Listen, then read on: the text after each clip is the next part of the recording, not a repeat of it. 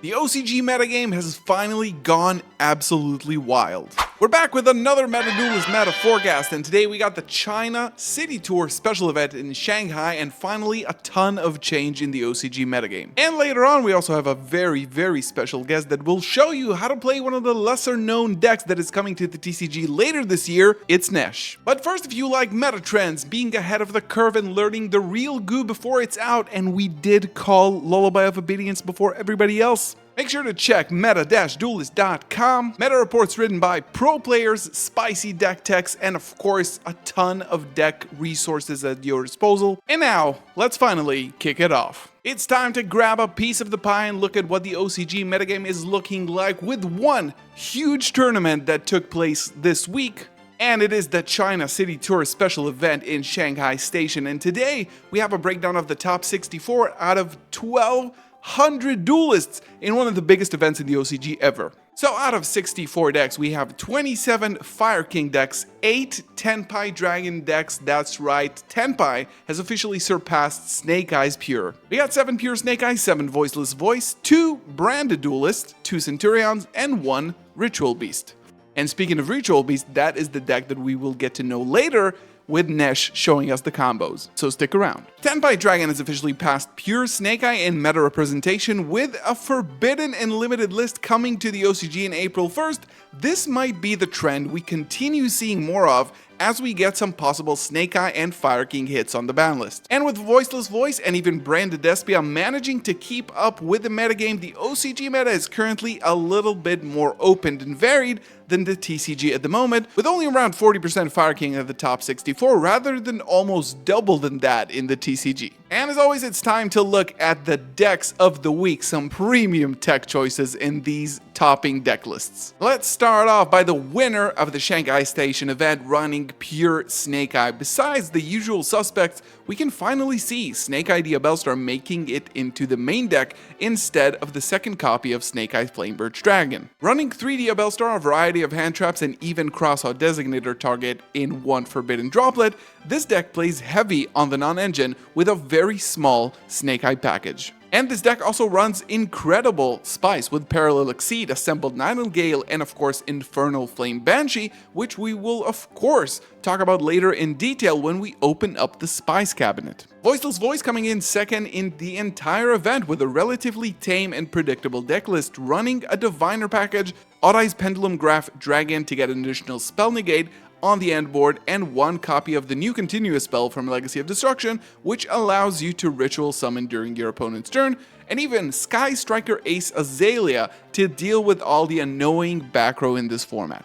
Lastly, we have Fire Kings still coming up at top 8 with a very cookie cutter type list. 40 cards with all the non-engine in the world, double copies of Triple Tactics Talent, Skyburn in the main, helpful for dealing with decks like Voiceless Voice and of course the Mirror.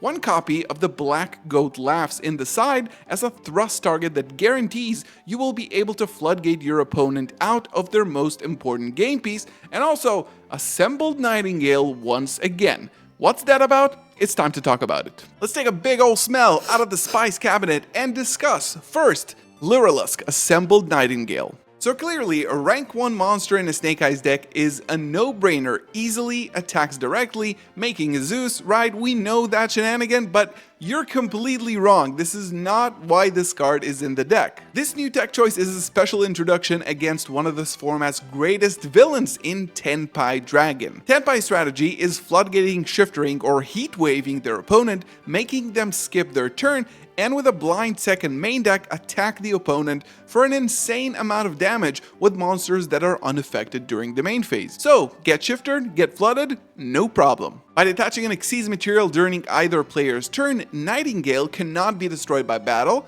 card effects, and turns any battle damage you take to 0 for the rest of the turn. Meaning that this tiny bird stops an army of ferocious dragons all on its own. Another interesting tech that we've been seeing is Parallel Exceed, a weird addition in a non-Cybers deck, but there's a ton of logic here. Your Snake Eye Ash is a prime target for Imperms and Veilers, and even Ash Blossom. Shut that card down and then the turn might be over. But now linking into a singular Linkaribo gives you an arrow on the field to summon your 2 copies of Parallel Exceed, allowing you to rank up into Infernal Flame Banshee, and searching a copy of Snake Eyes Poplar from the deck, essentially gaining 2 more bodies on the field, accessing a Snake Eye line, and all that without using the effect of Snake Eye Ash. And as promised, I want to give the stage to Nesh to teach you a little bit about one of the best new shifter decks that is coming up in the OCG right now, a deck releasing later this year in Battles of Legend Terminal Revenge, and we really want to know what this deck is all about. Nesh, take it away. Brothers and sisters, welcome to the combo segment of this video. Thanks to Terminal World, the Spiritual Beast deck got an insane support. Spiritual Beast Tamerlara and Ritual Beast Ultimo Drago allow the deck to perform an entire combo with just 1 card. So let's start with normal summoning Kanaok and use his effect in order to banish a copy of Spiritual Beast Tamerlara, and then we can trigger Tamerlara effect in order to special summon a Ritual Beast monster from the deck. It's gonna be the Ritual Beast Tamerlara, and then we can contact fusion into a copy of Ritual Beast Ulti Kanaok. Use Ulti Kanaok effect in order to special summon back the Kanaok and to special summon back the Tamerlara, and then return the Tamerlara to the graveyard in order to add a Ritual Beast Tamerwen. Then we can use again Kanaok in order to banish a copy of Rampengu, and then we can link those 2 in order to summon a copy of Ritual Beast Ulti Kimun Falcos. Then we can use the effect of Kimun Falcos in order to banish a copy of Kanaok from the graveyard in order to have an additional normal summon, and then we're gonna normal summon Wen and trigger his effect in order to special summon back the Rampengu. Then we can use Rampengu effect. We can banish a copy of Ritual Beast Ulticumin Falcos in order to send a copy of Spiritual Beast Tamerwinda. Then we can use those 2 in order to contact fusion again into Ritual Beast Ulti Kanaok, and then we can banish the Tamerlara in the graveyard and Beast Tamerwinda in order to special summon Ritual Beast Ultimo Drago. Kanaok effect in order to special summon back the Tamerwinda and Tamerwen, and then we can return to the graveyard the Ulticumin Falcos. By doing that, we will be able to add a Ritual Beast Bond from the deck to our end. Then we can banish those 2 in order to contact fusion again into Kanaok. Then we can use Kanaok effect again in order to put back in the graveyard Lara and Rampengu in order to add a copy of Ritual Beast Tamer Elder. Then we can use Bond in order to special summon from our extra deck, ignoring his summoning condition, a copy of Ritual Beast Ultirera Autari.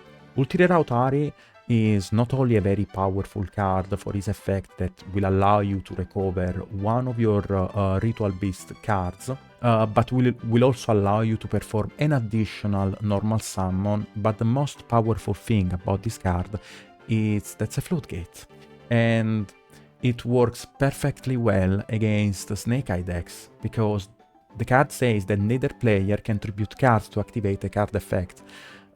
So basically cards like Snake Eye Ash, Snake Eye Oak, and Sinful Spoil Original will not be able to be activated.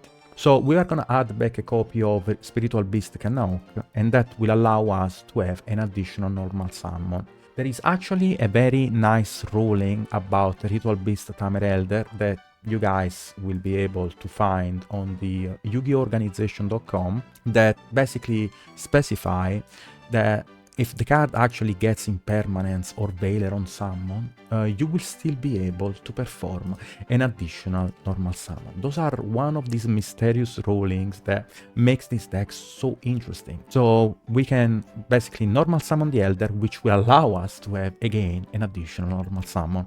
And we're gonna summon again Spiritual Beast Kanaok. Then we can use Kanaok effect in order to banish an Apelio. And then we can contact fusion again into Ritual Beast Ulti Kanaok. Then we can use Kanaok effect, we can return itself from the field to the extra deck in order to special summon back Apelio and in order to special summon back Tamer Elder, and return to the graveyard the Ritual Beast Ulti Kanaok that was previously banished. Then we're gonna add a copy Ritual Beast Steeds from the deck to our end. Then we can use Apelio effect in order to banish the Rampengu that was previously sent from the banish pile to the graveyard, and then we can use the Elder and the Apelio in order to link summon a copy of IP Masquerena. We're gonna set the steeds, and we're gonna pass our turn here. This combo has Rare Autari, that's a Floodgate, and also is an interruption during our opponent turn, because you can target a Ritual Beast card you control and the card your opponent controls, and you can banish them. Them is actually a very important keyword, because means that not both the targets needs to be banished in order for this effect to resolve. We're gonna basically now use the effect of No Drago that returns this card to the extra deck in order to special summon back the Kimon Falcos that was previously banished, because Kimon Falcos can quick effect tag out in order to special summon a Ritual Beast Tamer monster and a Spiritual Beast monster in defense position. So the game plan here would be use the Ritual Beast Ulti Rare Autari in order to target the Kimon Falcos and one card your opponent controls, and then chain the Kimon Falcos in order to special summon back 2 of your banished monsters. So the Rare Autari will still resolve, but you will still have enough material for Masquerena to be used, basically. Hope you guys appreciated this combo, and see you next time.